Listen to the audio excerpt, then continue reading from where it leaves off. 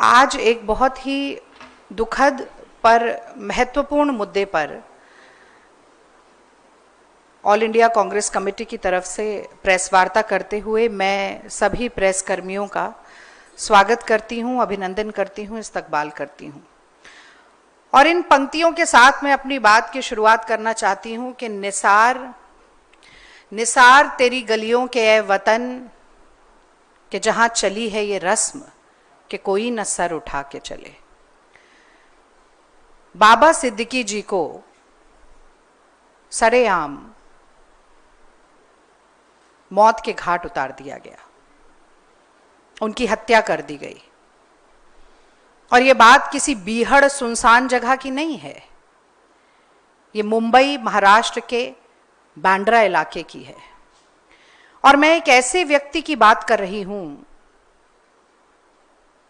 जो एक बहुचर्चित लोकप्रिय समाज सेवी तो थे ही, साथ में 3 बार के एमएलए और पूर्व मंत्री थे।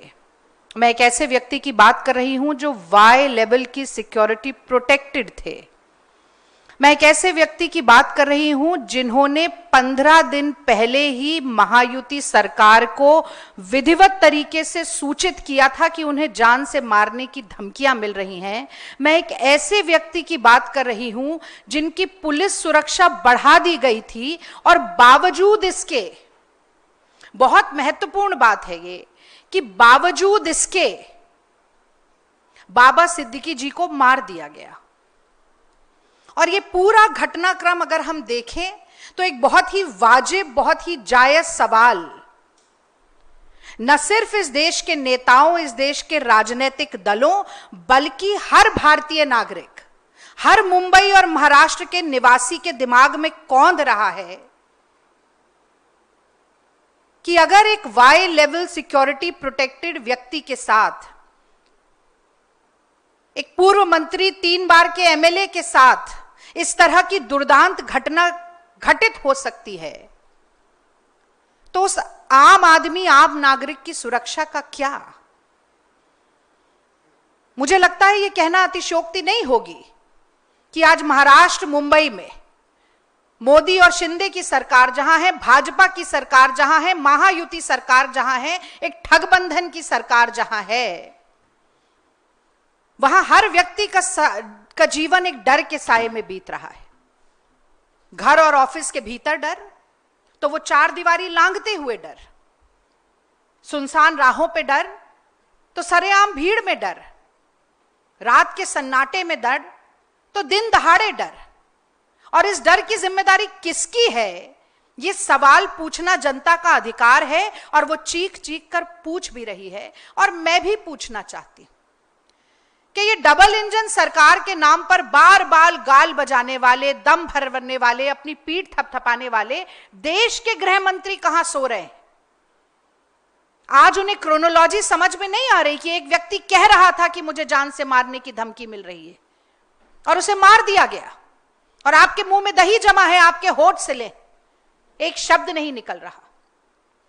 और मैं एक बात और कहना चाहती हूं, कल विजयदशमी थी, दशहरा था,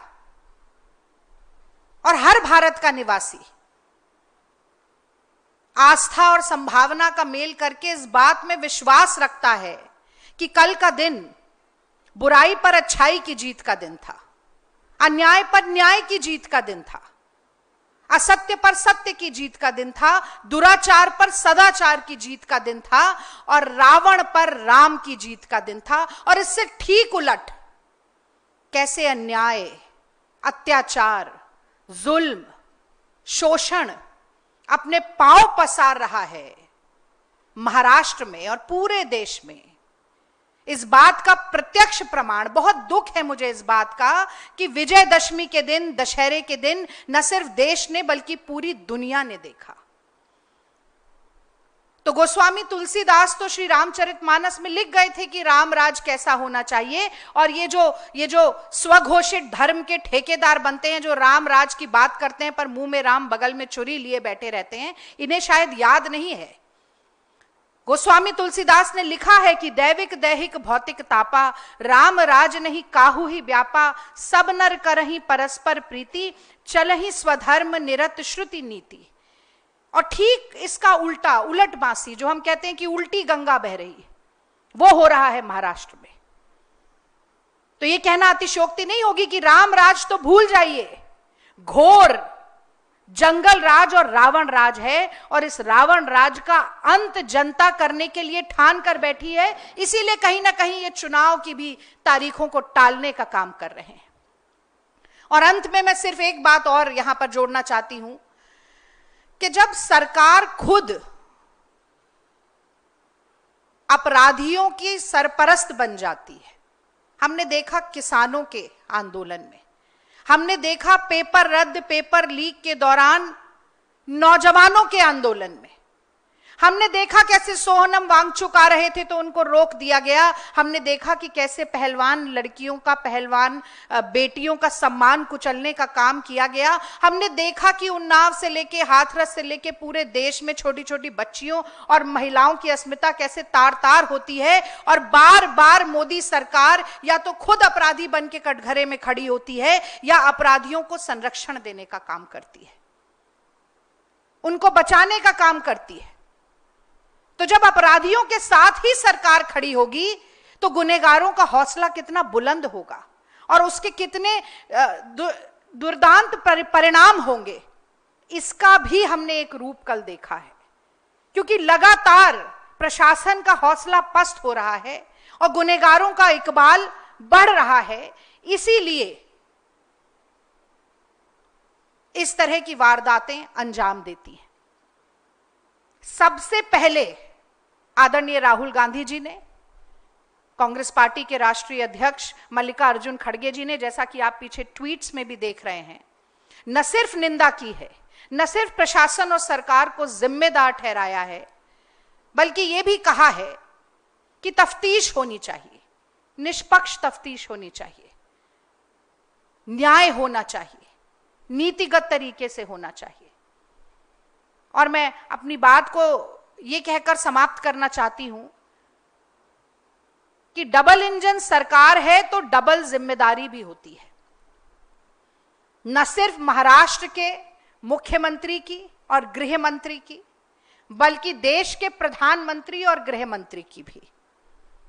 और अगर नैतिकता का लेश मात्र भी आपके अंदर बचा है, अगर आपकी अंतरात्मा जरा सी भी आवाज दे रही है, तो शिंदे जी, फडणवीस जी और अमित शाह जी को इस्तीफा देना चाहिए। और अगर यह इस्तीफा नहीं दिया जाता है, जैसा कि मैं जानती हूं, तो जनता तैयार बैठी है आपकी कुर्सी आपके पांव के नीचे से खींचने के लिए। और महाराष्ट्र में जनता क्या महसूस कर रही है, महाआघाड़ी इस बारे में क्या सोचती है, कांग्रेस पार्टी क्या सोचती है, इसके बारे में आप के समक्ष अपना वक्तव्य रखने के लिए माइनॉरिटी कमेटी के चेयरपर्सन और महाराष्ट्र से राज्यसभा सांसद इमरान प्रतापगढ़ी जी यहाँ मौजूद हैं और आप सभी के समक्ष अपने विचार रखेंगे। अब मैं माइक उन्हें सौंपती हूँ।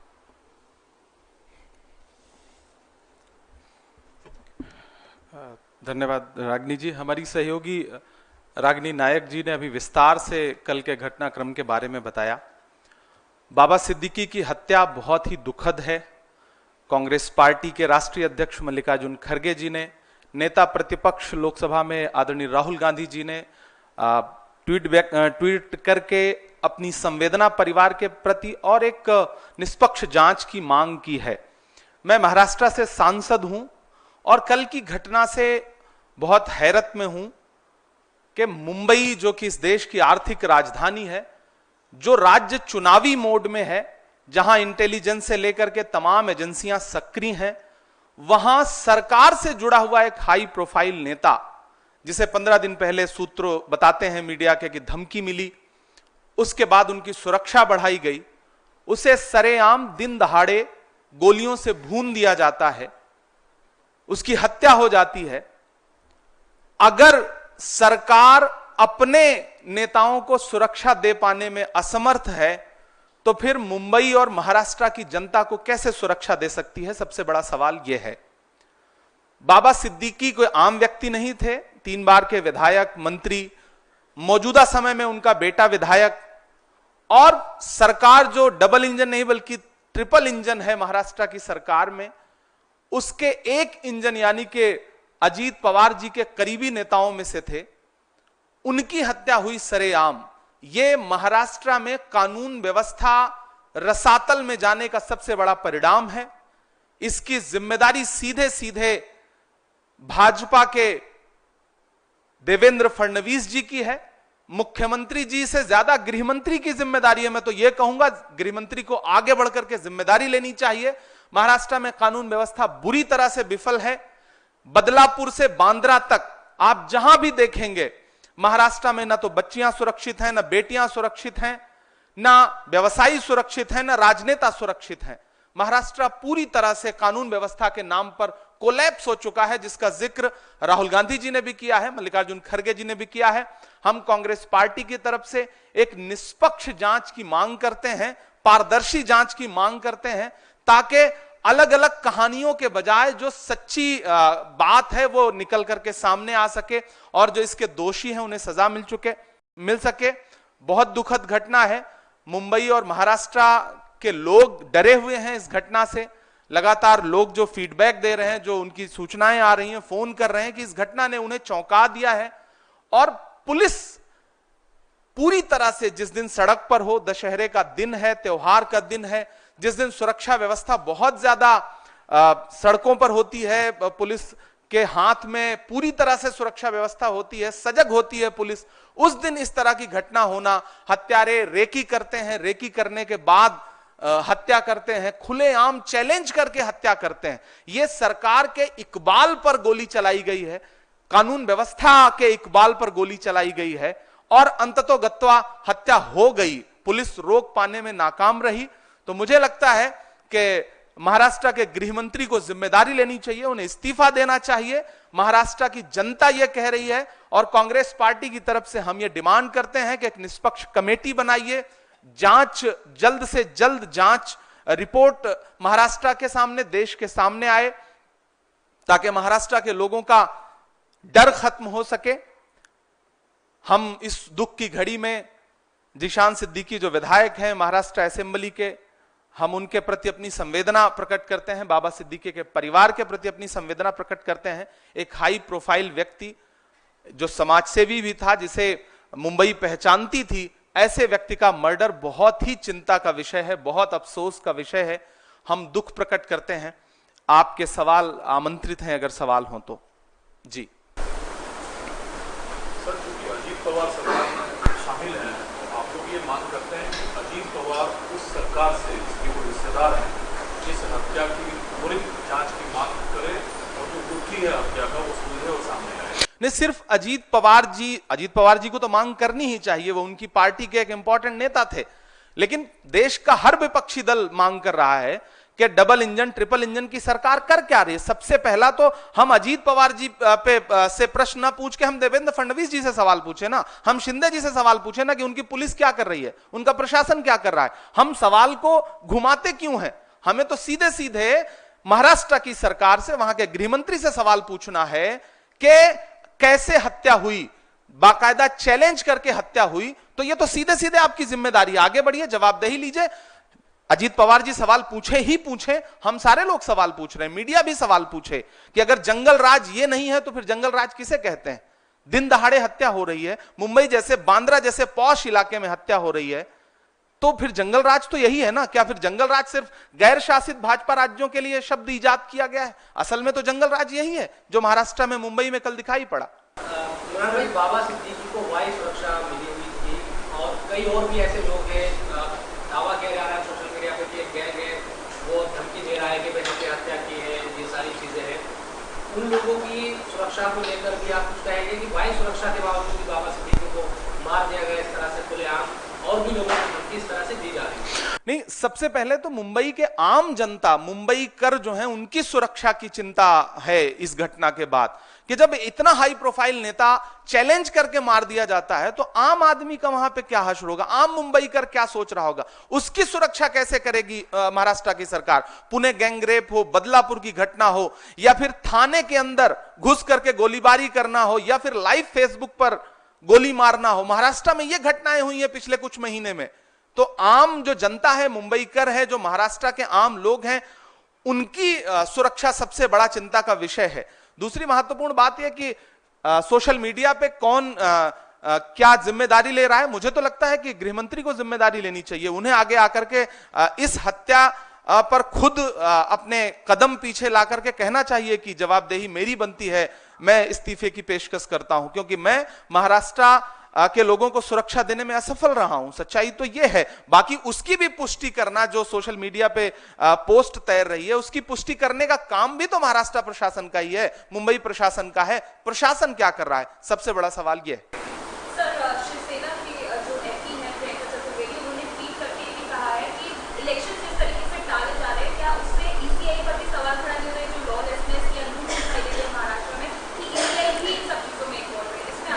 देखिए, मुख्य चुनाव आयुक्त महोदय मुंबई का दौरा करते हैं, महाराष्ट्र का दौरा करते हैं।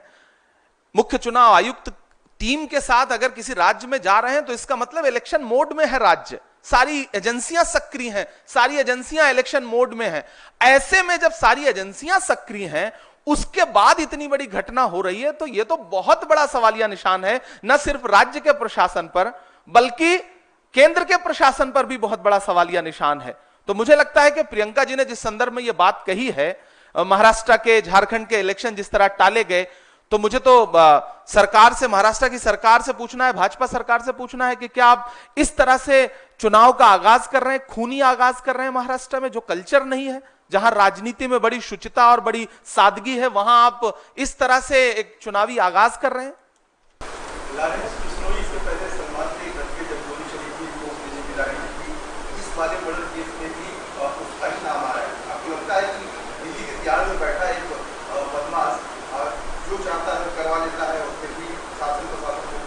मुझे लगता है कि देश के गृह मंत्री से यह सवाल पूछा जाना चाहिए, अमित शाह जी से यह सवाल पूछा जाना चाहिए, महाराष्ट्र के गृह मंत्री जी से यह सवाल पूछा जाना चाहिए कि अगर कोई इस तरह से आगे आके जिम्मेदारी लेना है जिसकी सत्यता अभी तक सामने नहीं आई है, घरों की राख फिर देखेंगे, पहले देखना यह है घरों को फूंक देने का इशारा कौन करता है। तो इसके पीछे असली कहानी क्या है, वो देश के सामने तब आए जब जांच एजेंसियां एक कमेटी बना करके निष्पक्ष जांच रिपोर्ट देश के सामने रखें। तब मुझे लगता है कि ज्यादा बेहतर जांच और पारदर्शिता सामने आ सकेगी। अभी तो सबसे बड़ा सवाल, अगर कोई जिम्मेदारी ले रहा है तो सबसे बड़ा सवाल देश के गृह मंत्री का है कि किसी बाहर बैठ के, किसी दूसरे राज्य की जेल में बैठ के कोई इतनी बड़ी घटना अंजाम दे रहा है, तो गृह मंत्री से सवाल है। दोनों गृह मंत्रियों की जवाबदेही है।